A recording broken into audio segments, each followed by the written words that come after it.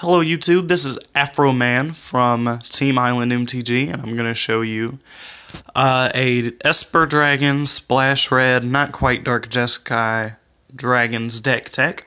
We're going to start out with the mana base, as odd as that seems. We only run 4 fetches, and that is Blooded Strand and Polluted Delta, 2 of each. Definitely feel free to buy Bloodstained Mire. That's a good choice. They didn't have any at my local game store. I'll show you what I plugged in for those later. But yeah, if you're gonna buy fetches, make sure to get Bloodstained Mire and extra Polluted Delta. Polluted Delta, because it can fetch for any of our Battle for Zendikar lands. We run 2 of each in our colors: Smoldering Marsh, Sunken Hollow, and Prairie Stream. They all come in the battlefield tapped unless we control 2 or more basics. We run 5 basics, so that might be a problem too. So early game, you just might want to have to fetch for a basic to make sure these doubles fire off. Next, we've got our utility lands, and we call those utilities because they do things. We'll run Looming Spire, which is a mountain, and a buff where it gives +1/+1 in first rank. Sandstone Bridge gives it +1/+1 in vigilance, and it's plains. Then we've got 3 Skyline Cascade, which tap down one of your opponent's creatures for a turn after you play it. Early game, keeps us alive, really works wonders.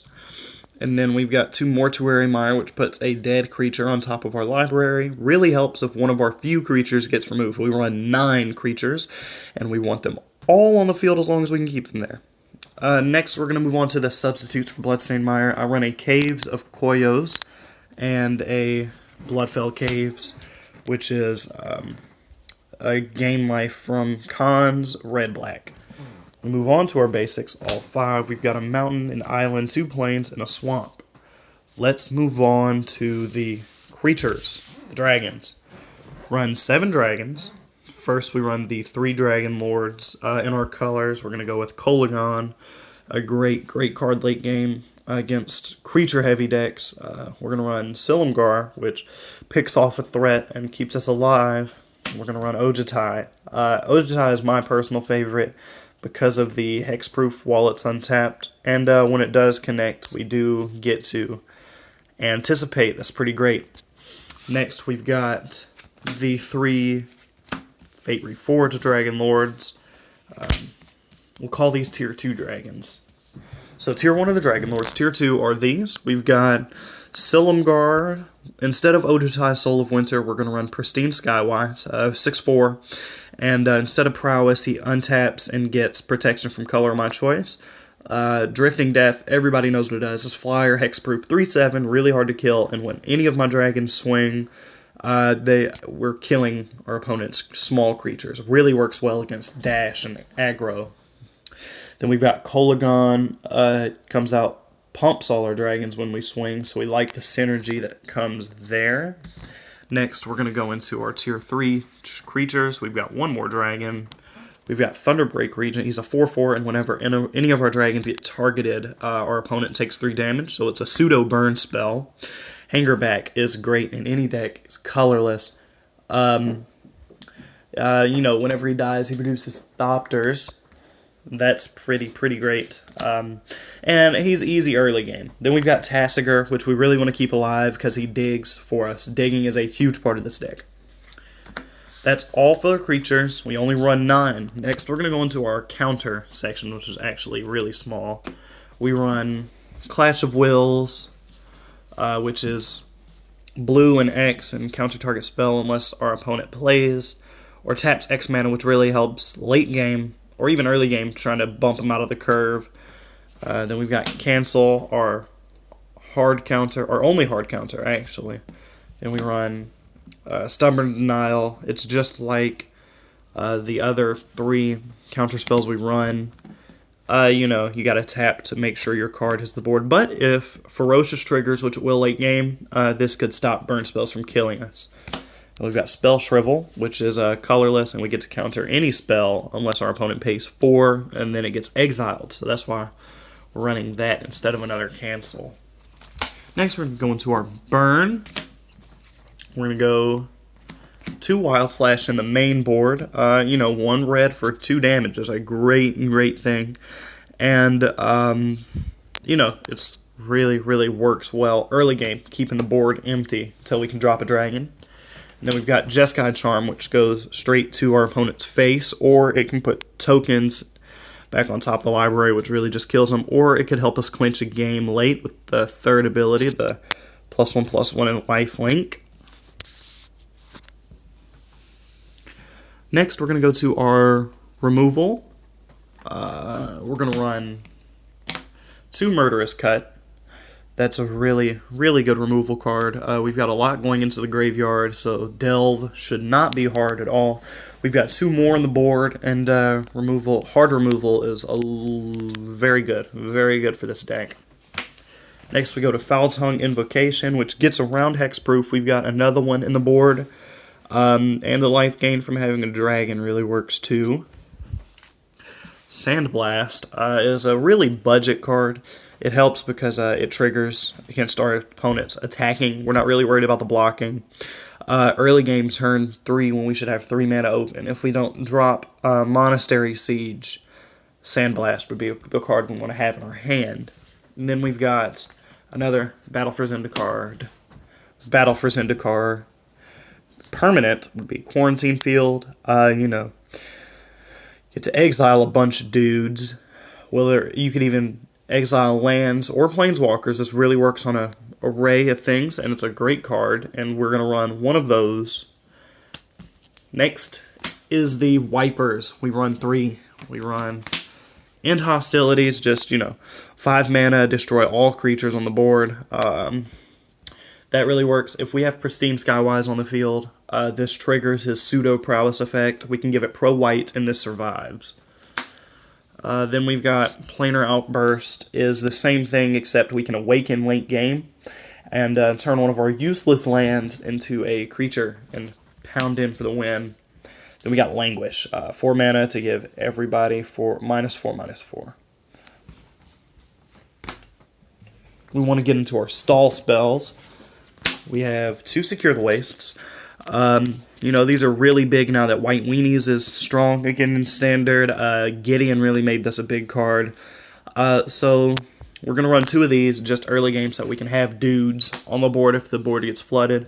Then we're going to run a Sorin the Solemn Visitor.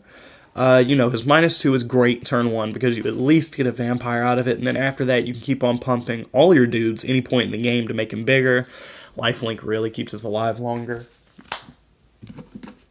Next, we're going to go into our stall spells. And I call them stall spells loosely because they're not really stall spells, but they help us just kind of trudge through the game. We're going to start out with 1 of each of 3 of the sieges. 1 of each. We're going to run 1 Outpost Siege. This really helps us with the exile ability that exiles top card of the library and really digs through. We could easily deck ourselves out if we don't get anything good, but we really won't because of the fact that everything is playable by turn 5, and if we can't use it at that point, we'll just leave it exile and keep moving. Then we've got Monastery Siege. We get to draw 2 cards instead of 1, which really helps us fill up our hand, but we have to discard 1 too. So, it's nice because it helps us look for what we need instead of just us being the victim of what's on top of our deck. It gives us a little more choice, and it fills up the graveyard for Delve, and we have a few cards that put things back into the library. Then we've got Palace Siege. Palace Siege's Dragon effect is a lot more useful than the Khan's effect because of the 4-point life swing.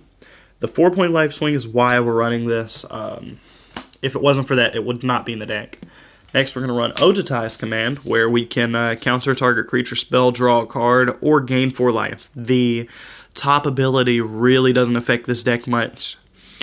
So we're really only using the bottom 3, but it really helps, and it's a great card. We're going to run 2 Dig Through Times.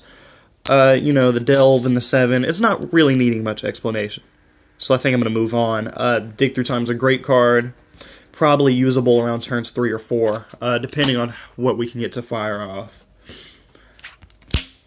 Next, we run Day's Undoing. So, if Dig Through Time, if we don't delve all our good cards out, or if we all of our cards come out of the exile from Monastery Siege, or somebody just tries to deck us out, tries to mill us to death. We're going to use Days Undoing. It's going to give us a new hand, and by turn 6 or 7, when you want to use this, all of your creatures, you should have at least one creature on the board, and typically when I've used this, I get at least 2 dragons in my next hand, so that really helps. Our last 2 spells are Anticipate and Narset. Anticipate is just what happens when Dragon Lord Ojutai connects. It's a really good card, especially only for 2 mana. Early game, it's great. Then we run Narset. Nobody really worries about her, so the +1 ability really goes unchecked every game. The -2 is great because you can use removal on a person with a lot of board space, or somebody who uses a lot of sacky creatures, or they just drop a lot of creatures. You can give one of your board wipes rebound, or you can just give your plain old removal rebound, or even your burn rebound to win the game. And the ultimate really isn't relevant against a lot of decks unless you're playing control. They can't cast any more non-creature spells. So, really anti-control move right there. Next we're going to go to the board. We run 2 more Murderous Cuts, 2 Ultimate Price, which means we can kill anything monocolored. This is all instant speed removal to replace our board wipes if we're playing against Dash or something that doesn't leave dudes on the board very long. We're going to have another Anticipate and a Mirror Mockery. Mirror Mockery really works late game because if you either give it to... Well, I won't say late game. I'll say either or. It really works late game for us because we can equip it to one of our dragons and swing in and double the damage for the kill. Or we could enchant one of our opponent's creatures and then, kind of keep damage off of us for a minute. And then another Anticipate is nice if we can't get those things to fire off and we need more diggy spells. We run 2 more. We run 2 extra sieges in the sideboard. We need a Monastery and an Outpost in the board, and those are really, really helpful in games where we're not getting what we need. We're going to run another Foul Tongue Invocation, another Jeskai Charm, and another End Hostilities in the board, all to kind of cover our bases if we need to board in more removal against a removal heavy deck, so, that really helps. Next, and finally, we run Learn from the Past, Touch of the Void, and 2 Transgress the Mind.